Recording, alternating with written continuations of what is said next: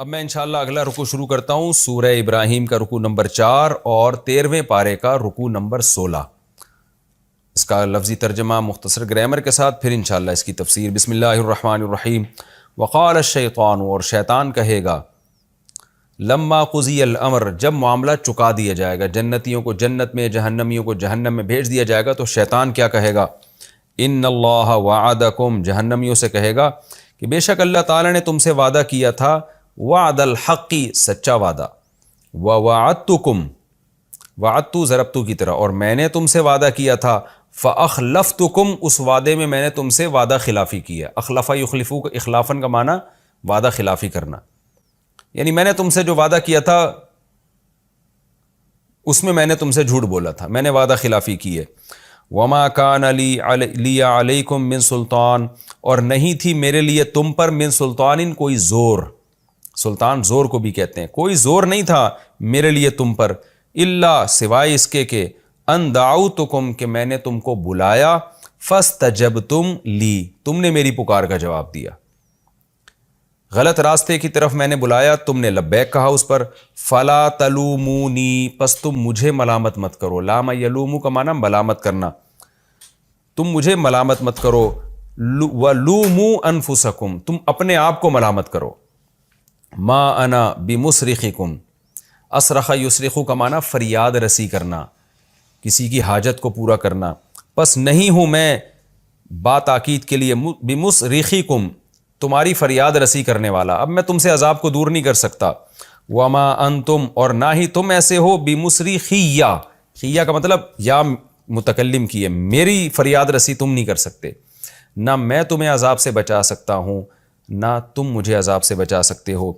انی کفرت بما اشرکتمونی، نون کے بعد اصل میں یا بھی تھا جو تخفیفاً حذف ہو گیا، کہ میں انکار کرتا ہوں بما، اس شرک کا، اشرکتمونی، کہ تم نے مجھے شریک کیا تھا، تم نے جو مجھے خدا کے ساتھ شریک کر لیا تھا، میں اس شرک کا بھی انکار کرتا ہوں، من قبل، جو اس سے پہلے تم نے شریک کیا تھا، یعنی آج تو تم شریک نہیں کر رہے، لیکن دنیا میں جو تم مجھے اللہ کے ساتھ شریک کرتے رہے تھے، میں اس شرک کا بھی انکار کرتا ہوں، یعنی اس کو بھی غلط سمجھتا ہوں، اقرار کرتا ہوں کہ وہ غلط کیا تھا تم نے۔ ان الظالمین، اللہ فرماتے ہیں بے شک ظالم لوگ، لہم عذاب علیم، ان کے لیے دردناک عذاب ہے۔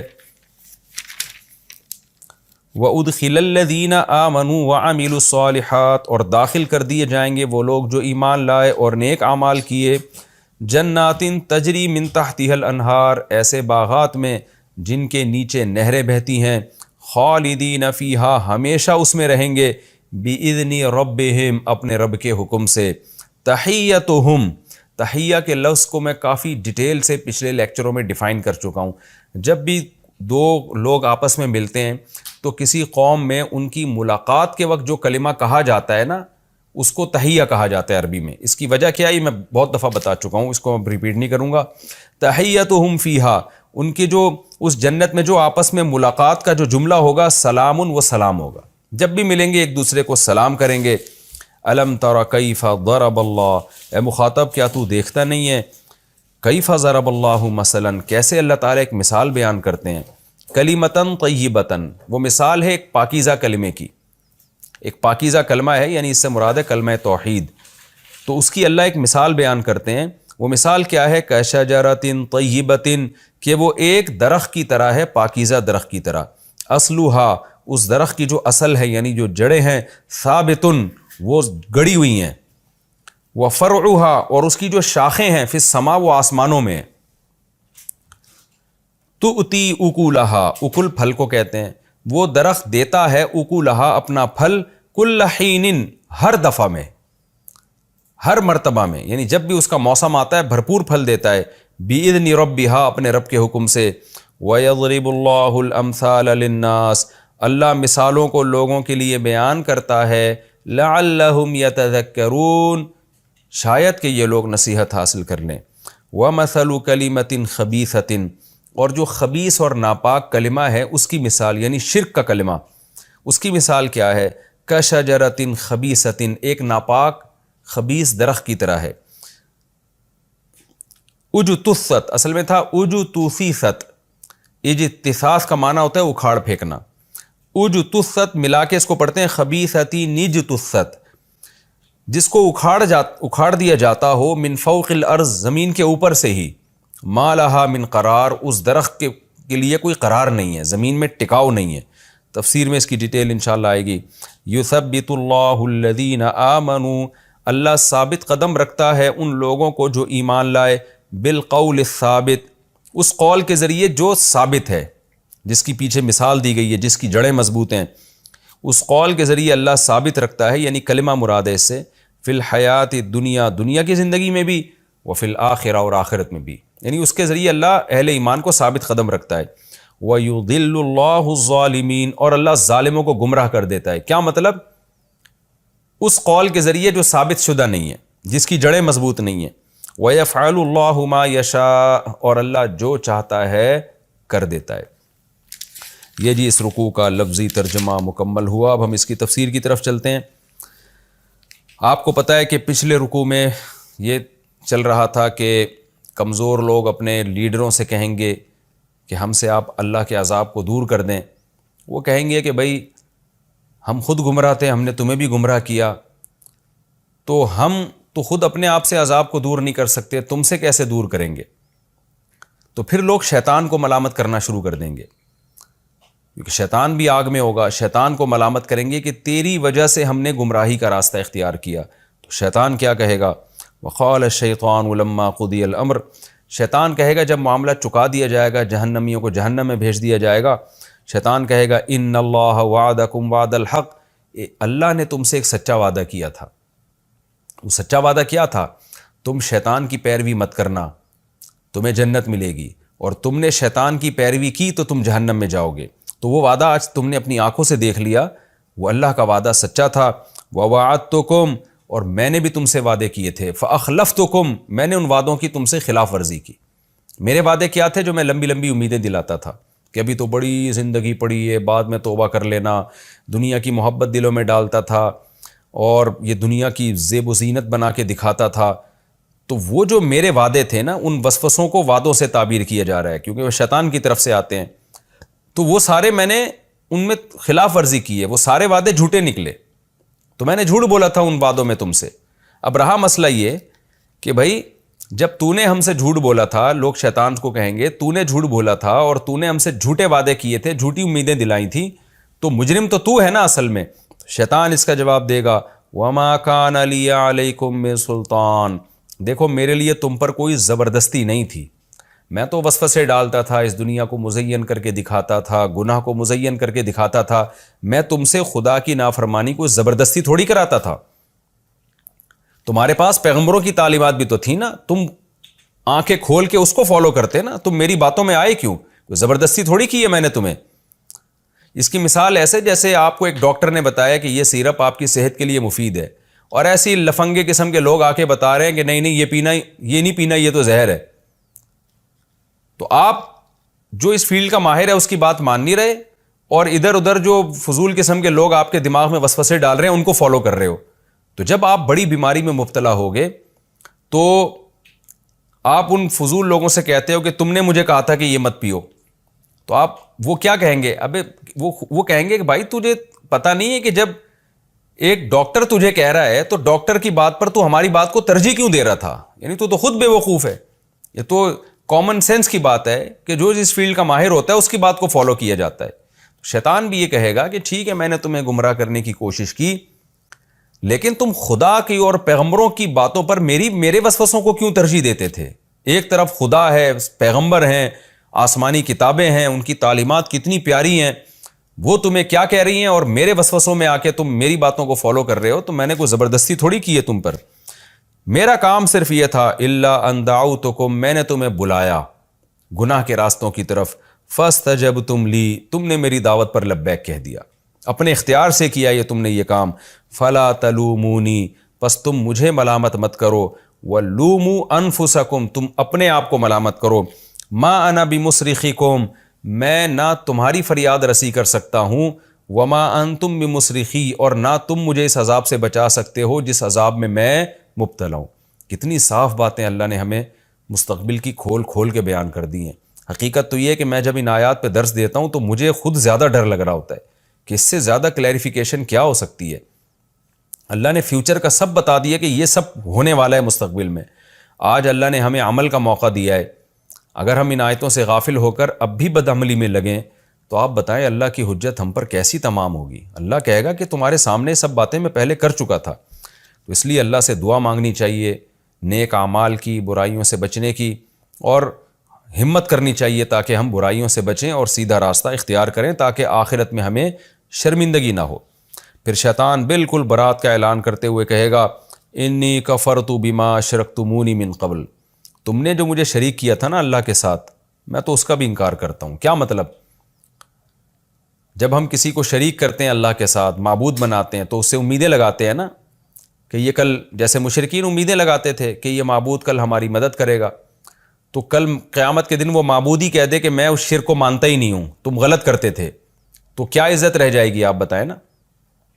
یعنی ایک آدمی نے کسی سے امیدیں لگائیں کہ اس مصیبت میں تو ہماری مدد کرے گا، اور جب مدد کا ٹائم آیا تو وہ آدمی کہتا ہے تم نے امید ہی غلط لگائی تھی، میں مانتا ہی نہیں کہ مجھ سے امید لگانا تمہارے لیے جائز تھا. تو یہ بہت ہی ایک شرمندگی کی بات ہوگی. تو شیطان بھی کہے گا تم نے جو مجھے خدا کے ساتھ شریک کیا نا، میں اس شرک کو مانتا ہی نہیں. کیا مطلب؟ اس کا برحق ہونا مانتا ہی نہیں، وہ تم نے کام ہی غلط کیا تھا، تم غلط تھے، تمہیں مجھے اللہ کے ساتھ شریک کرنا ہی نہیں چاہیے تھا. اور اللہ کے ساتھ شریک کا کیا معنی؟ شریک کا یہی معنی ہے کہ جیسے قرآن میں آتا ہے افرأیت من اتخذ الہہ ہواہ، کیا تم نے ایسے شخص کو دیکھا کہ جس نے اپنی خواہشات کو معبود بنا لیا؟ یعنی فالو تو اللہ کو کرنا چاہیے تھا اور فالو خواہشات کو کرنے. تو کوئی خواہشات کو فالو کر رہا ہے، کوئی شیطانی وسوسوں کو فالو کر رہا ہے. تو اس چیز کو شیطان نے شرک سے تعبیر کیا ہے. یہ مطلب نہیں کہ شیطان کو باقاعدہ خدا بنا کے اس کے کوئی سجدہ کرتا ہو، ایسے لوگ بھی ہیں لیکن وہ تو بہت تھوڑے ہیں. تو یعنی اللہ کے حکم کے مقابلے میں میرے حکم کو تم نے ترجیح دی. تو یہ شرک دو قسم کا ہوتا ہے، ایک شرک اکبر ہوتا ہے اور شرک اصغر ہوتا ہے. اگر واقعی اس کو معبود بنا لیا تو شرک اکبر ہے، اور اگر معبود تو نہیں بنایا، آپ عملی طور پہ توحید کے قائل ہیں لیکن عملاً شیطان کو فالو کر رہے ہیں، تو یہ شرک اصغر کہلاتا ہے. ان الظالمین لہم عذاب علیم، قرآن کہتا ہے بے شک ظالموں کے لیے دردناک عذاب ہے. یہ تو اللہ نے ظالموں کا تذکرہ کیا. میں نے بتایا قرآن کی عادت ہے جہاں برے لوگوں کا تذکرہ، قرآن نیک لوگوں کے ساتھ کیا ہونے والا ہے اس کا بھی تذکرہ کرتا ہے. جہنم جہاں آئے گی وہاں جنت کا بھی اللہ تذکرہ کرے گا. اس لیے اللہ نے فرمایا وَأُدْخِلَ الَّذِينَ آمَنُوا وَعَمِلُوا الصَّالِحَاتِ، اور داخل کیے جائیں گے وہ لوگ جنہوں نے نیک اعمال، جو ایمان لائے اور نیک اعمال کیے، یعنی عقیدے کو بھی درست کیا، عمل کو بھی، انہیں داخل کیا جائے گا جنات تجری من تحتها الانہار، ایسے باغات میں جن کے نیچے نہریں بہتی ہیں، خالدین فیہا، ان باغات میں وہ ہمیشہ رہیں گے.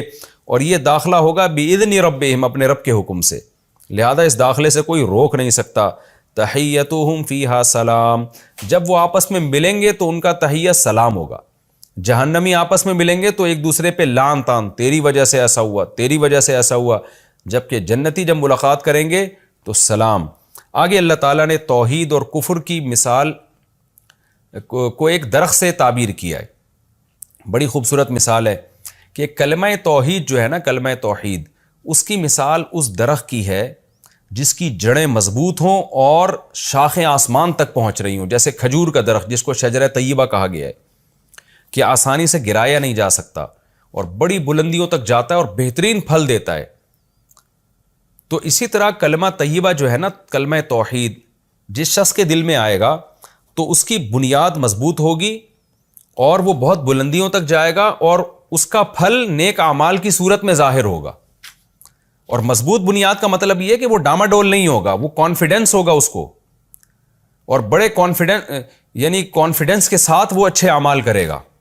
جبکہ شرک جو ہے نا، شرک، کیونکہ اس کی کوئی بنیاد تو ہے نہیں، دلیل تو ہوتی نہیں مشرک کے پاس، لہذا اس کی مثال اس خبیث درخت کی ہے جس کو عربی میں ہنزل کہتے ہیں نا، اس کو خبیث درخت کہا جاتا ہے. بہت کڑوا ہوتا ہے وہ، اور صحت کے لیے نقصان دہ بھی ہوتا تھا، اور اس کی جڑیں بہت کمزور ہوتی تھیں، یعنی بالکل اوپر اوپر ہوتی تھیں، ذرا سا ہاتھ لگاتے تھے درخت پورا اکھڑ کے گر جاتا تھا.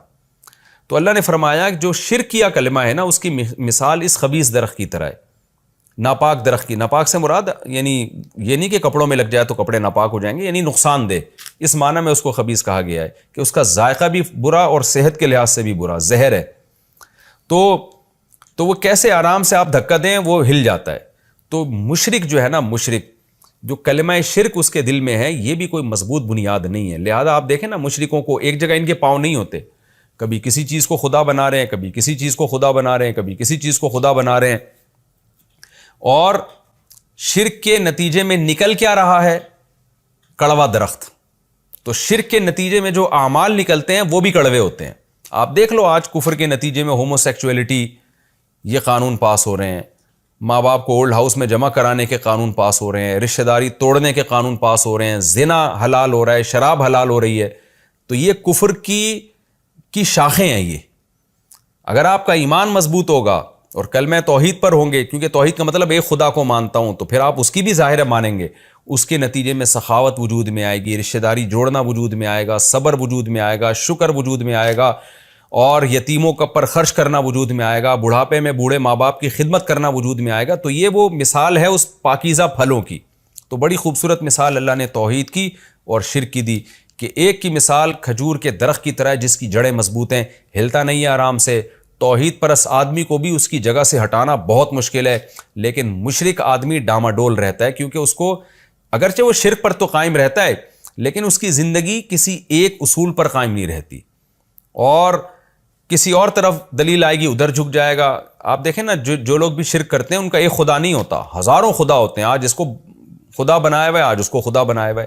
ہاں، ضد اور ہر دھرمی کی وجہ سے وہ ایک جگہ قائم رہیں تو ایک الگ بات ہے، لیکن ان کا ضمیر ان کو بار بار ملامت کرتا ہے کہ ہم غلط ہیں، ہم غلط ہیں. لہذا ان میں قرار نہیں ہوتا، اور پھر اتنی کمزور جڑوں کے باوجود جو پھل نکلتا ہے وہ کتنا کڑوا نکلتا ہے.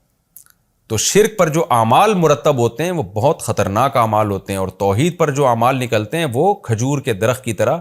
اللہ نے مثال بھی دیکھیں کھجور، کیونکہ حدیث میں آتا ہے کہ یہاں شجر طیبہ سے مراد جو ہے نا کھجور کا درخت ہے. تو اللہ نے مثال بھی ایسی دی ہے، کیونکہ کھجور کا جو پھل ہے نا وہ ایسا پاکیزہ پھل ہے کہ ہر لحاظ سے وہ انسانی صحت کے لیے مفید ہے. یعنی وہ ایک مکمل غذا ہے کہ اس میں منرلز بھی آپ کو ملیں گے، اس میں کاربوہائیڈریٹ بھی آپ کو بہترین والا کاربوہائیڈریٹ ملے گا. یعنی وہ ذائقے کے لحاظ سے بھی اور طاقت کے لحاظ سے بھی ایک جامع قسم کا اللہ نے پھل پیدا کیا ہے. تو اس لیے اس کی اللہ نے ایک مثال دی. اللہ فرماتے الم تر کیف ضرب اللہ مثلا کلمۃ طیبۃ، کیا تم دیکھتے نہیں ہو اللہ کلمہ طیبہ یعنی لا الہ الا اللہ، کلمہ توحید کی مثال دیتا ہے، کشجرۃ طیبۃ، کہ وہ ایک پاکیزہ درخت کی طرح ہے، اصلھا ثابت، جس کی جڑیں مضبوط ہیں. تو کلمہ طیبہ جو ہے نا توحید، اس کی بیس یہ بھی بڑی مضبوط ہے، کیونکہ دلائل ہے نا اس پہ. تو جو چیز دلیل سے ثابت ہوتی ہے وہ مومن کے دل میں بہت مضبوط مقام بنا لیتی ہے. اور اللہ نے فرمایا وَفَرْعُهَا فِي السَّمَاءِ، اور اس کی شاخیں آسمانوں میں. تو کلمہ توحید کی بیس پر جو عمل ہے وہ اوپر کی طرف جاتے بھی ہیں، یعنی اللہ کے ہاں ان کو مقبولیت بھی حاصل ہوتی ہے، اور وہ ایسے پھیلتے بھی ہیں. اور نکلتا کیا ہے؟ کھجور جیسا پاکیزہ پھل. تو یعنی ان پہ جو اعمال مرتب ہوتے ہیں اس کلمہ توحید پر، وہ اعمال بھی بہت اچھے اور اعمال بھی بہت زیادہ ہوتے ہیں. کیوں؟ تُؤْتِي أُكُلَهَا كُلَّ حِينٍ، ہر دفعہ وہ درخت پھل دیتا ہے. تو مومن جو ہے نا، جو توحید پرست ہوتا ہے، اس کی نیکی اور اس کے اچھے اعمال بھی بار بار اس کے جسم سے نکلتے ہیں. بِإِذْنِ رَبِّهَا، اپنے رب کے حکم سے. وَيَضْرِبُ اللَّهُ الْأَمْثَالَ لِلنَّاسِ، اللہ یہ مثالیں لوگوں کے لیے بیان کرتا ہے. لَعَلَّهُمْ يَتَذَكَّرُونَ، شاید ان کو نصیحت حاصل ہو جائے کہ توحید پرست بننا چاہتے ہو یا مشرک بننا چاہتے ہو.